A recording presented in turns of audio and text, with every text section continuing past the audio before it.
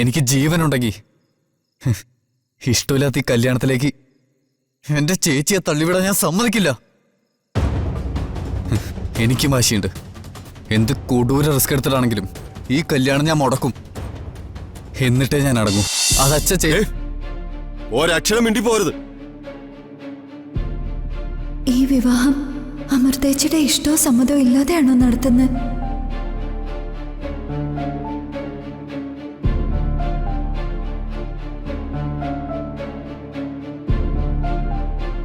ആദി,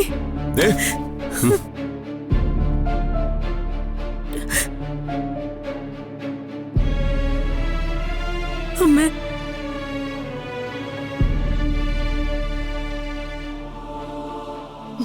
എന്ത് കാഴ്ചയാണ് നിക്ക?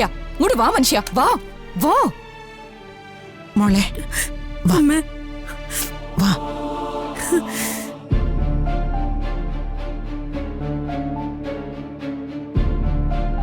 മുത്തശ്ശ, എന്നോട് ക്ഷമിക്കണം. എനിക്കിതൊന്നും അറിയില്ലായിരുന്നു. മോളെ, നീ തെറ്റൊന്നും ചെയ്തില്ലല്ലോ. നിനക്കറിയാവോ, നാളെ ഞാൻ എല്ലാവരുടെയും മുൻപിൽ തല കുമ്പിട്ട് നിൽക്കേണ്ടി വന്നേനെ. ആ, മോളെ പൊയ്ക്കോ. അത് മുത്തശ്ശ, പൊയ്ക്കോ.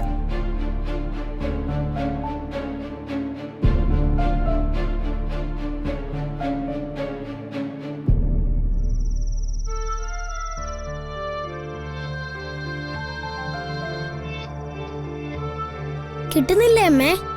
ഇല്ല, അവളെ ഫോണിലും കിട്ടുന്നില്ല. ഈ പെണ്ണിത് എവിടെ പോയി കിടക്കുവാ? എന്റെ ഈശ്വരാ, നേരം എത്രയായി? ഞാൻ അപ്പോഴേ നിങ്ങളോട് പറഞ്ഞല്ലേ മനുഷ്യ. അവള് പുത്തമ്പുരക്കൽ കാണുമെന്നല്ലേ സുധ ഞാൻ വിചാരിച്ചത്. അവരൊക്കെ ഇപ്പൊ ഉറക്കം പിടിച്ചു കാണും. ഈ അർദ്ധരാത്രിയിൽ ഇവളിത് എവിടെ പോയതാ ദൈവമേ? ഇനിയിപ്പോ എന്താ ചെയ്യാ? എവിടെ പോയോന്ന് അന്വേഷിക്ക. പോയി അന്വേഷിക്കാനാണെ തന്നെ ഇവിടെ ആരിയ്ക്കുന്നു? അമ്മേ, ഞാൻ പുത്തമ്പുരക്കിൽ വരെ ഒന്ന് പോയി നോക്കിട്ട് വരട്ടെ. മിണ്ടാതെ അവിടെ പോയി ഇരുന്നോണം. പാതിരാത്രി അവൻ പുത്തമ്പരയ്ക്ക പോവാൻ പോന്നു. ഇനി നിന്നെ അന്വേഷിച്ച് വരാൻ ഇവിടെ ആരിയ്ക്കുന്നു? സുധേ, നീ ശ്രീനാഥനൊന്ന് വിളിച്ചേ. അച്ഛാ, ശ്രീയേട്ടൻ ടൗണിൽ പോയിരിക്ക. അവൻ വന്നു കാണും. ദാ, നിങ്ങളൊന്ന് വിളിച്ചേ.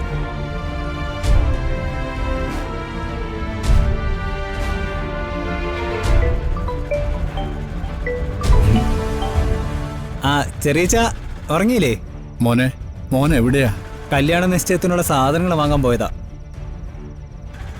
എല്ലാം മേടിച്ചു വന്നപ്പോ ലേറ്റായി. ആ, എന്താന്ന് വെച്ചാ ലാസ്റ്റ് ബസ് അതിന്റെ വഴിക്കങ്ങ് പോയെന്നേ. പറ. പിന്നെ നമ്മുടെ ചന്ദ്രന്റെ ഓട്ടോയിൽ തിരിച്ചു വന്നോണ്ടിരിക്കുക. മോനെ, നേരെ എത്രയായിട്ടും മാള് വീട്ടിലെത്തിയില്ല. മോളുടെ ഫോണിൽ വിളിച്ചിട്ട് കിട്ടുന്നുമില്ല. എന്ത് ചെയ്യണമെന്ന് എനിക്കറിയില്ലടാ. ഇത്രയും നേരമായിട്ട് അവള് വന്നില്ലേ? അവള് പുത്തമ്പരക്കൽ പക്ഷെ ഈ നേരം വരെ. ആ, ഞാൻ എന്തായാലും നേരെ അങ്ങോട്ട് പോയി നോക്കാം. ഓ, ആ, മാളും അവിടെ ഉണ്ടാവും. ആ, വൈകിട്ട് അവൾ അമ്പലത്തിലെ പായസം കൊണ്ട് പുത്തമ്പരക്കലോട്ടാ പോയേ. ഞങ്ങൾക്ക് ഒരു സമാധാനം ഇല്ലടാ ഇവിടെ. ഓ, ചെറിയച്ച ടെൻഷനാകാതെ. ഞാൻ പുത്തമ്പരക്കലിൽ പോയി മാളൂട്ടിയും കൂട്ടി വേഗം എത്താട്ടോ. ഓ, ശരി മോനെ.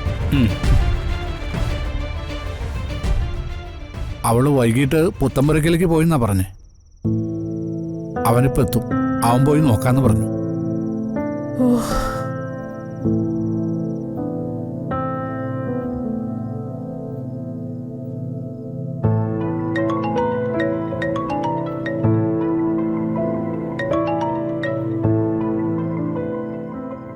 ആദി, അവിടുത്തെ സിറ്റുവേഷൻ എന്തായി? ഇനി അവിടെ നിന്ന പണിയാവുമെന്ന് എനിക്ക് തോന്നി. അതാ ഞാൻ എസ്കേപ്പ് ആയത്. നീ എസ്കേപ്പ് അടിച്ചത് നന്നായി. നമ്മുടെ പ്ലാൻ സെറ്റായിരുന്നു. ആ നാശം പിടിച്ച പെണ്ണ് മാളു, അവൾ ഒറ്റ ഒരുത്തിയ സകലവും തൊലച്ചത്. അമൃതേച്ചിയുടെ അവസ്ഥ എന്താ? എനിക്കറിയില്ല. ഞാൻ വീട് വിട്ടിറങ്ങി. നീ ഇപ്പൊ എവിടെയാ ഉള്ളത്? സ്ഥലമൊന്നും എനിക്കറിയില്ല. ഏതോ അമ്പലത്തിലാ. നീ എന്തിനാ വീട് വിട്ടിറങ്ങിയേ? ഇപ്പൊ കാര്യങ്ങൾ കൂടുതൽ കോംപ്ലിക്കേറ്റഡ് ആയില്ലേ? ജോ, നിന്നെ നിന്റെ അച്ഛൻ തല്ലിയിട്ടുണ്ടോ? ഇല്ല, തല്ലാറില്ല. എന്താ ആദി? എന്നാ എൻ്റെ അച്ഛൻ എന്നെ വഴക്ക് പോലും പറയാറില്ല. പക്ഷെ ലൈഫിൽ ഫസ്റ്റ് ടൈം ആദ്യമായിട്ട്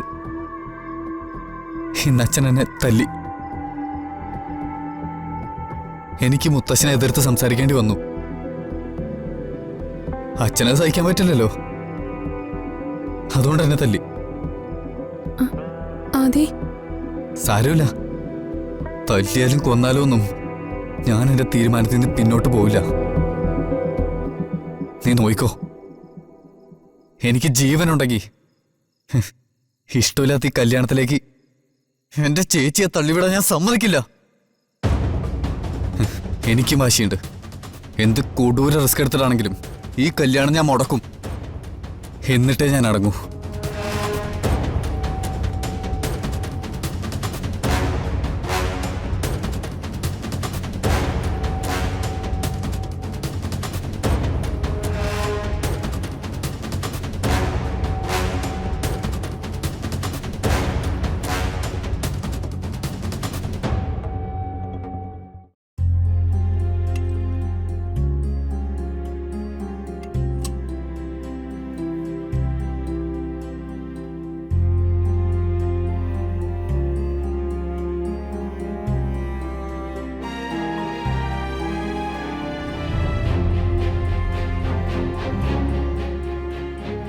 മുമ്പൊരിക്കലും ഇത്രയും അസ്വസ്ഥനായി ഞാൻ അങ്ങേ കണ്ടിട്ടില്ല. അമ്മ എന്താണോ എന്നെ മനസ്സിലാക്കാത്തെ? ആദ്യം അമ്മ എന്താ കരുതുന്നേ? അവൾക്ക് ദോഷം വരുന്ന എന്തെങ്കിലും ഞാൻ പ്രവർത്തിക്കുവോ? കാലം പഴയതല്ലല്ലോ. ചെറുമക്കളുടെ നന്മ മാത്രമാണ് ഈ മനസ്സിലുള്ളതെന്ന് എനിക്കറിയാം. പക്ഷേ അവർക്കും അവരുടേതായ ഇഷ്ടങ്ങളുണ്ടാവില്ലേ? അവരുടെ നല്ലതിനു വേണ്ടിയാണെങ്കിലും ആ കുഞ്ഞുങ്ങളുടെ ശത്രുതയും ശാപവും നമ്മൾ ഏറ്റുവാങ്ങേണ്ട ആവശ്യമുണ്ടോ? അവർ അവരുടെ ഇഷ്ടത്തിന് ജീവിച്ചോട്ടെ. അങ്ങനെ തന്നിഷ്ടത്തിന് ജീവിക്കാൻ വിട്ടാൽ അവസാനം അവരുടെ ജീവിതം എന്താകും? അങ്ങനെ തന്നിഷ്ടത്തിന് ജീവിക്കാൻ വിട്ടല്ലേ ഒരാളെ, അതിന്റെ ഫലം ഇന്നും നമ്മൾ അനുഭവിക്കല്ലേ? ഒക്കത്തെ മറന്നുപോയോ? എന്റെ കുട്ടികൾ ഇന്നെന്നെ മനസ്സിലാക്കിയില്ലെങ്കിലും സാരമില്ല.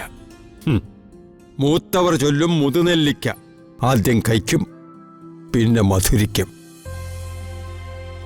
ആ മധുര അവരറിയുന്ന ഒരു കാലം വരുവടൂ. അന്നവരെന്നെ മനസ്സിലാക്കും. അമ്മ ഒരു പാവം കുട്ടിയാ. മുത്തശ്ശനായിട്ട് അവളുടെ മനസ്സ് വേദനിപ്പിക്കണോ? ജീവിതത്തിലെ ബുദ്ധിമുട്ടുകളൊന്നും അറിയാതെയാ അമ്മ വളർന്നത്.